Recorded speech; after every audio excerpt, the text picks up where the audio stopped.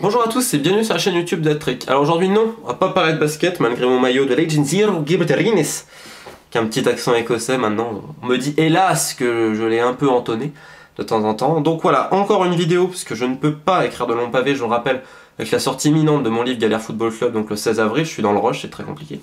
Donc aujourd'hui je vais faire une vidéo un peu courte sur la première ligue et cette QV 2014-2015 que je trouve absolument exécrable, immonde, et choisissez les qualificatifs qui vous plairont. Tout simplement alors, j'ai quand même précisé une chose, j'ai pas regardé 50 000 matchs de première ligue cette saison. Faut bien comprendre que ça ne m'intéresse quasiment plus.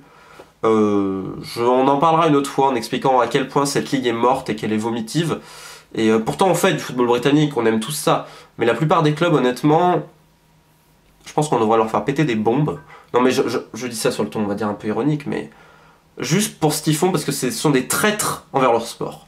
Des traîtres envers les gens qui aiment ce sport. Quand j'entends les mecs de QPR dire « Ah on peut pas baisser le prix des places, etc. etc. » et à Hull c'est la même chose, qu'ils les augmentent encore, ces connards de 30%, et je pense très sincèrement qu'Assam Allam est un connard.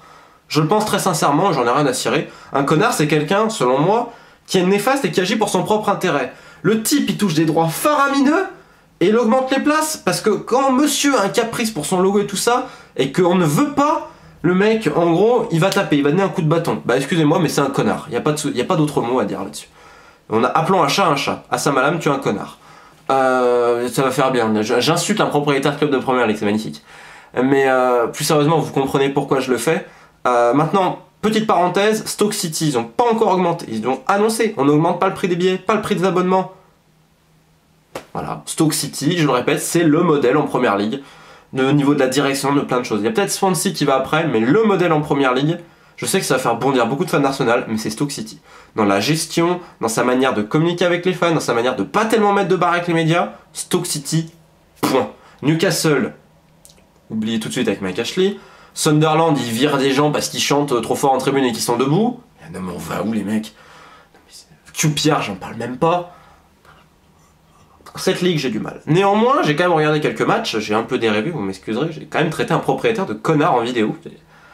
Je m'en impressionne moi-même. Bref, donc aujourd'hui, ça fait beaucoup parler avec les résultats, les déboires plutôt des clubs anglais en Europe. Moi, je ne suis absolument pas étonné, parce que quand je vois les matchs de Premier League cette année, je trouve que tactiquement, déjà, c'est encore très faible. Autant, par exemple, on a Southampton avec Koeman, je pense, qui a mis le doigt sur des choses très intéressantes. C'est bien, même Tony Pulis à West Brom depuis qu'il est arrivé. Je veux dire, il y a une idée directrice, il y a un plan, on sait ce qui va se passer. Il y a quand même, on va dire, le souci du détail. Vous prenez la plupart des autres clubs, je vais reprendre Newcastle, mais alors si vous me dites ce que Carver veut faire, bah je serais ravi de l'entendre. Même Alan Pardew, qu'on peut beaucoup critiquer depuis qu'il est venu à Palace, alors il n'a pas inventé l'eau chaude, pas dit l'inverse. Mais au moins c'est un peu cadré. Contrairement à Newcastle, alors là on avait l'impression, ça partait en vrille complètement. Mais alors prenez Gus Poyet à Sunderland, je sais toujours pas ce qu'il veut faire. J'ai regardé Sunderland un peu cette année parce que j'adore Steven Fletcher, mais si quelqu'un veut m'expliquer ce que Sunderland veut faire, je pense pas que c'est que de la faute de Gus Poyet, hein. Je pense que c'est un peu tout, mais quand je vois les ressources à quel point elles sont mal exploitées, ça m'étonne.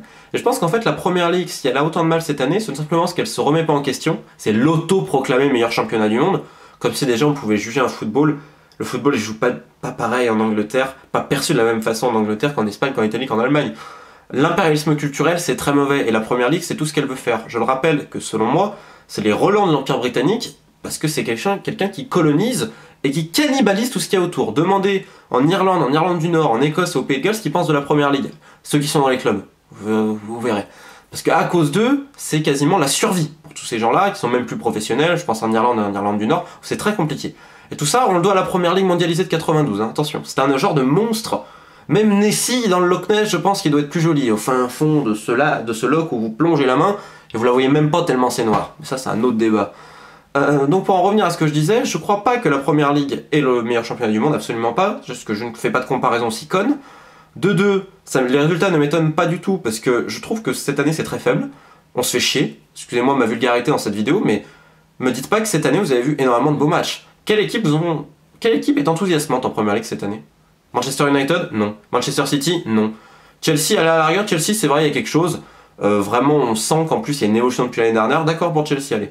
Liverpool, depuis quelques mois, ça va mieux, mais enfin bon, ça fait quand même pas rêver. West Ham, ça a été bien quelques temps, maintenant, non, c'est fini. Stoke, qui joue pas trop mal, quand même, qui essaye. Swansea, de temps en temps, c'est pas trop mal. Tottenham, on voit ce que Pochettino veut faire, mais encore une fois, on voit l'apport d'un manager étranger. Faut se remettre un peu en question des fois en Angleterre, parce que la plupart des managers, honnêtement, sont feignants. Je l'ai déjà dit, mais Allardyce qui vient le jeudi aux entraînements, qui prend une semaine de congé sur la première semaine de la reprise. Vous voulez que je dise quoi d'autre? Moi je trouve ça choquant. Alors autant Redknapp c'est vrai, il pouvait quasiment plus marcher, etc. Mais enfin Redknapp c'est pas non plus un féru de travail. Donc en fait on est dans une espèce de médiocrité ambiante où les gens se contentent de ce qu'ils ont. C'est pour ça que j'apprécie Tony Pulis, parce que Pulis c'est quand même quelqu'un, c'est un perfectionniste. Je pense que ce qui manque à la première ligue aujourd'hui, c'est un gros coup de pied dans le cul, et je pense que les éliminations leur feraient beaucoup de bien. Ça les réveillerait un petit peu, notamment s'ils perdent leur deuxième place au coefficient UEFA, parce que l'Allemagne revient dangereusement sur les Anglais. Tout simplement parce que, à part Chelsea qui je pense travaille vraiment bien, dans tous les grands clubs c'est le bordel absolu. Même Arsenal, je veux dire, il y a des choses, moi ça me sidère à Arsenal, mais faut quand même pas être un érudit pour voir qu'il y avait un problème depuis le début de saison, parce qu'il n'y avait aucun milieu défensif. Non mais... je sais pas, je vais pas apprendre le métier à Wenger, absolument pas, je suis personne pour ça. Mais enfin, les mêmes causes depuis des années. Les mêmes mots. Alors attention, je critique absolument pas Wenger pour ce qu'il a fait. Mais là aujourd'hui, on a Coquelin, c'est très bien. Mais même s'il y a l'émergence de ce joueur, l'année prochaine, on peut pas penser que Arsenal va pas recruter un milieu défensif. Ce serait du suicide, absolument. Enfin, selon moi. Pareil, pour Arsenal, il y a le suivi des joueurs. Le suivi des joueurs, il est catastrophique. Je vais pas raconter certaines anecdotes que j'ai entendues récemment de plusieurs joueurs à Londres, mais les gens veulent faire un suivi, on insiste, oh le professionnalisme de la première ligue, c'est foutaise, mais une foutaise absolue. Je peux vous assurer que les joueurs de première ligue ont une hygiène de vie beaucoup plus déplorable que la plupart qui sont en division inférieure. Alors je vous raconterai certaines anecdotes, mais gore, mais vraiment quand je dis gore, c'est très gore. Hein, on parle pas d'escort girl et de champagne là, non, on parle vraiment de trucs gore. Allez, j'en fais une quand même parce que ça me... Non, je la fais pas parce qu'elle était vraiment dégueulasse. Excusez-moi, je fais un faux teasing. Bon bref, pour finir cette vidéo, je sais pas si vous êtes d'accord avec moi, mais cette année je trouve que c'est un peu dépressif.